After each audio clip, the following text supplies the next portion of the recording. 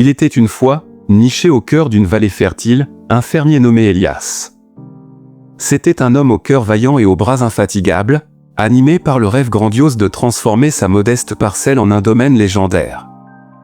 Cependant, Elias portait en lui un défaut qui sabotait constamment ses efforts, il ne savait pas garder le silence. Pour Elias, une idée non partagée semblait ne pas exister. Dès qu'une nouvelle stratégie germait dans son esprit, il ressentait le besoin impérieux de la clamer sur les toits. À sa famille, il promettait des richesses futures, à ses amis, il décrivait la grandeur de ses prochaines récoltes. Les villageois écoutaient, certains avec admiration, d'autres avec une curiosité plus malveillante. Mais saison après saison, les grands projets d'Elias ne restaient que des paroles en l'air. Un matin, au centre du village, Elias, emporté par son enthousiasme, déclara « J'ai découvert une méthode de culture révolutionnaire. L'année prochaine, mes terres feront l'envie de toute la région. » Cette déclaration ne tomba pas dans l'oreille de sourd. Un rival jaloux, ayant saisi les détails du plan d'Elias, s'empressa d'accaparer les ressources nécessaires avant lui. Un autre, plus sournois, répandit le bruit que le sol d'Elias était maudit, décourageant les ouvriers de l'aider. Lorsque vint le moment de passer à l'action, Elias se retrouva bloqué.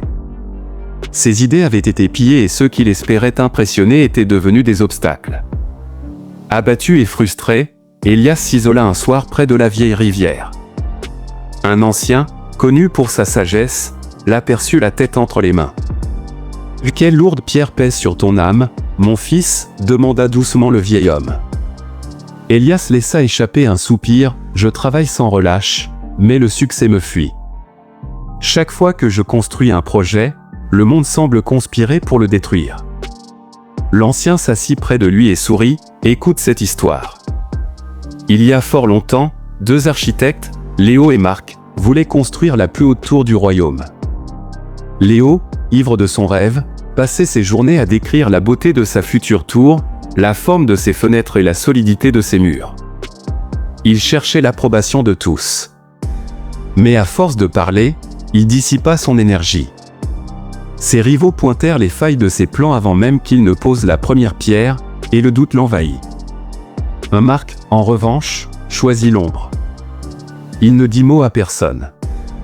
Il creusa les fondations dans la discrétion et empila les pierres une à une pendant que les autres dormaient.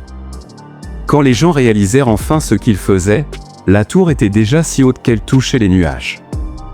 Léo demanda alors « Comment as-tu fait ?» Et Marc répondit « J'ai gardé mon énergie pour mes mains, pas pour ma langue. » L'ancien regarda Elias droit dans les yeux, « Les projets sont comme des racines fragiles, si tu les déterres constamment pour les montrer, ils meurent.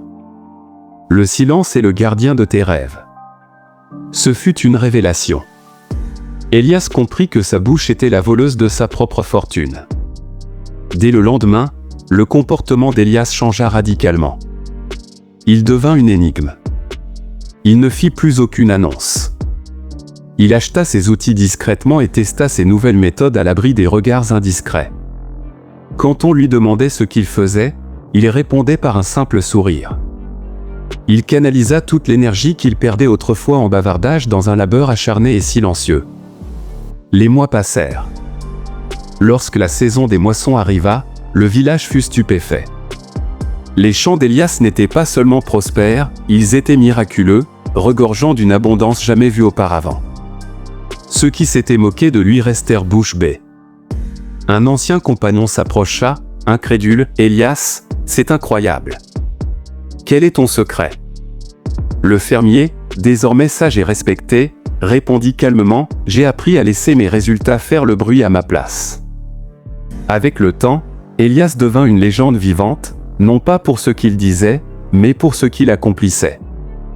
Il enseigna à tous une leçon précieuse, le succès n'a pas besoin de publicité anticipée. Parlez moins, agissez plus. Laissez le silence protéger votre ambition et laissez votre réussite être le seul vacarme qui compte.